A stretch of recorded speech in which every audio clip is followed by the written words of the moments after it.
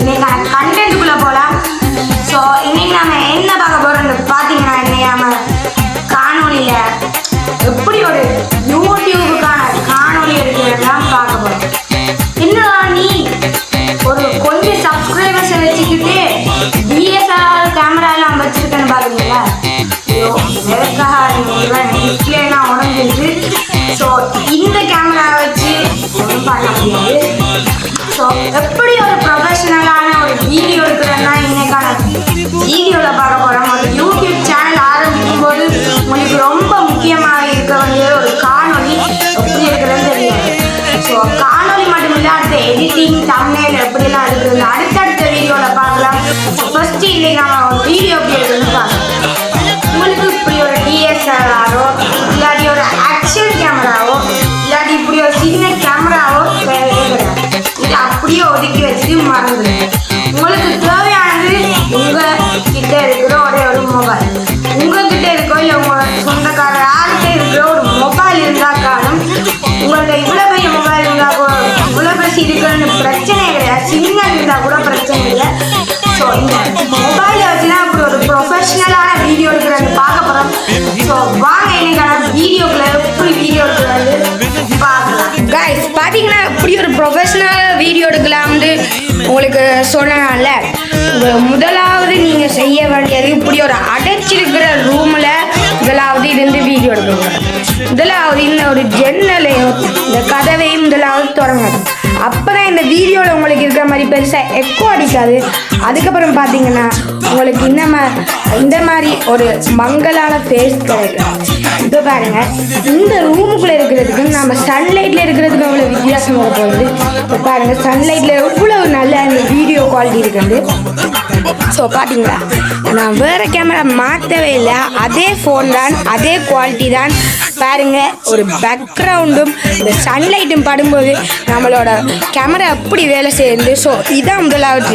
நீங்கள் அடைச்சிருக்கிற ரூமில் முதலாவது வீடியோ செய்யக்கூடாது. அடுத்தது சன்லைட்டில் வீடியோ செய்கிற மாதிரி செய்யும். அப்போ தான் உங்களுக்கு பார்த்தீங்கன்னா ஒரு அழகான வீடியோ கிடைக்கும். ஓகேயா? ஸோ அடுத்து பார்த்தீங்கன்னா உங்களை அவுட்டோரில் வீடியோ செய்ய முடியாட்டிக்கு என்ன செய்யலாம்னு பார்த்தீங்கன்னா, இப்போ நான் உங்களுக்கு காட்டுறேன் பாருங்க. அவுட்டோரில் உங்களுக்கு வீடியோ செய்ய விருப்பம் இல்லாட்டி என்ன செய்யலாம்னு பார்த்தீங்கன்னா, நான் உங்களுக்கு இப்போ செட்டப்பை காட்டுறேன் பாருங்க. ஸோ நான் இப்போ பூஜை ரூமில் வீடியோ இந்த மாதிரி ஒரு ரிங் லைட்டில் இந்த மாதிரி ஜன்னல்லாம் ஓப்பன் பண்ணி வச்சுட்டு நீங்கள் அதுக்கு முன்னுக்கு வீடியோ எடுத்தீங்கன்னா சூப்பரான குவாலிட்டியில் உங்களுக்கு வீடியோ சூப்பராக கிடைக்கும். ஸோ இந்த மாதிரி வீடியோ தான் உங்களுக்கு ரொம்ப முக்கியம். அடுத்தது பார்த்தீங்கன்னா ஆடியோ குவாலிட்டி. ஆடியோ குவாலிட்டிக்கு பெருசாக என்னட்ட ஒன்றுமே கிடையாது. நான் என்னட்ட ஒரு வீடியோ மேக்கிங் கிட் கொண்டு வாங்கினான். நான் வீடியோ செய்கிறதுக்கு அது எந்த காசில் சேர்த்து வச்சு வாங்கினான். மற்றபடி நீங்கள் வாங்கவே தேவையில்லை. உங்கள் ஹெட்செட்டில் இருக்கிற அதை வச்சு நீங்கள் ப்ளக் பண்ணிவிட்டு அதில் ஒரு ட்ராக் ஒரு வடிவமான ஒரு இது இருக்குது, பட்டன் உள்ள அதை கிட்ட வச்சு பேசுனீங்களா, அதுக்குள்ளேயே ஒரு மைக் இருக்குது. அந்த மைக்கை வச்சே நீங்கள் ஒரு வீடியோ ஈஸியாக எடுக்கலாம். ஸோ இந்த மாதிரி தான் ஒரு குவாலிட்டியான வீடியோ எடுக்கிறது. ஸோ அடுத்தடுத்த வீடியோவில் எப்படி உங்களுக்கு எடிட் பண்ணுறது, தம்ப்நெயில் செய்கிறதுலாம் அவங்களுக்கு சொல்லித்தரும். ஸோ அதுவரையும் சின்ன சின்ன ட்ரிக்ஸை பார்த்துக்கோங்க. இப்போ பார்த்தீங்கன்னா கொஞ்சம் உங்களுக்கு வீடியோ குவாலிட்டி சூப்பராக இருக்கும். ஏன்னு பார்த்தீங்கன்னா நான் அப்போ கையில் வச்சு வீடியோ எடுத்துக்கொண்டிருந்தேன். இப்போ பார்த்தீங்கன்னா அந்த ரிங் லைட்டில் செட் பண்ணி ஒரு மைக் கொண்டு வச்சு வீடியோ எடுக்கிறேன். ஸோ அந்த மைக்கை காட்ட விரும்பலை. நீங்கள் அதை பார்த்துட்டு என்ன மாதிரியே வீடியோ செய்யணும்னு சொல்லி நீங்களும் அப்பா அம்மாட்ட மைக்கில் கேட்டு பெரிய பிரச்சனையாக ஏன் இருக்கலாம். சரி, உங்களுக்காக நான் லாஸ்ட்டான மைக்கை கிடைக்கிறேன். ஸோ ஃபர்ஸ்ட்டு நான் ஃபோனில் வீடியோ எடுக்கிற ஏன் சொன்னேன்னு பார்த்தீங்கன்னா, என்ன மாதிரி வாய்ஸில் இருக்கிறாங்களுக்கு இந்த மாதிரி கேமரா எப்படி ஆப்ரேட் பண்ணுறது தெரியாது. அதுக்கப்புறம் இந்த கேமரா இருக்காது நிறைய பேர்கிட்ட. ஸோ மொபைல் பார்த்தீங்கன்னா இப்போ இருக்கிற எல்லா சின்ன பிள்ளைகிட்டையும் இருக்குது. ஸோ அதனால தான் நான் ஃபஸ்ட்டு மொபைலுக்கு ப்ரியாரிட்டி கொடுக்குறேன். அதே இது இப்போ இந்த வீடியோ பார்க்குற தெரியாதுல இருந்தால் உங்கள்கிட்ட ஒரு டிஎஸ்எல்ஆரோ இல்லை இதே மாதிரி ஒரு ஆக்ஷன் கேமரா இருந்தால் கூட நீங்கள் அதில் கூட வீடியோ எடுத்து நான் எடிட் பண்ண அடுத்தடுத்த வீடியோ சொல்லித்தரேன். இந்த எடிட் பெருசாக உங்களுக்கு தேவைப்படாது. நீங்கள் முதலாவது இப்படியே வீடியோ போட்டு ஒரு சவுண்ட் எஃபெக்ட் பேக்ரவுண்டாக கொடுத்தாலே ஒரு வீடியோ டோட்டலாக நல்லா உங்களுக்கு ஓடும். ஸோ இந்த மாதிரி ஒரு ஆக்ஷன் கேமரா இருந்தாலோ இல்லை இந்த மாதிரி ஒரு கேமரா உங்களுக்கு இருக்குன்னா மட்டும் அதை வச்சு வீடியோ எடுங்க. மட்டும்படி உங்கள்ட்ட எந்த ஃபோன் இருந்தாலும் பிரச்சனை இல்லை. வீடியோ குவாலிட்டி நீங்கள் பார்க்கவே பார்க்காதீங்க.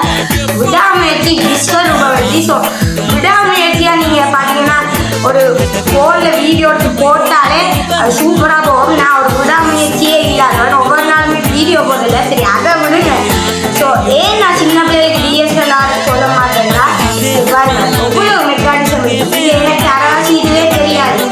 ஏற்கனவே நான் செகண்ட் ஹேண்ட்லாம் வாங்கினேன். ஸோ இது பெருசாக இப்போ வேலை செய்யாது. நான் இந்த வீடியோ வடிவுக்காக நான் இப்போ எடுத்து வச்சுருக்கேன். ஸோ உங்களுக்கு அடுத்தடுத்த வீடியோவில் நான் உங்களுக்கு தமிழில் எப்படி செய்கிறது, யூடியூபை பற்றிய விஷயமெல்லாம் உங்களுக்கு நான் அடுத்தடுத்த வீடியோவில் உங்களுக்கு அறிவுரை கூட நான் முன்னேறேன். ஸோ இந்த வீடியோ உங்களுக்கு பிடிச்சிருக்குன்னு நினைக்கிறேன். பிடிச்சவங்க பிடிக்காதவங்க மறக்காம லைக்கை தட்டி விடுங்க. நிறைய பேர் என்னோட வீடியோவை பார்க்குறீங்கல்ல, ஸோ மறக்காமல் எல்லாரும் ஷேர் பண்ணிவிடுங்க பார்க்கட்டும். ஸோ நிறைய பேர் சொல்கிறீங்க நான் வீடியோ போட நான் உங்களோட வீடியோ பார்க்குறேன், ஸோ அதனால் உங்களுக்கு காசு வரும் வந்து. ஸோ அதை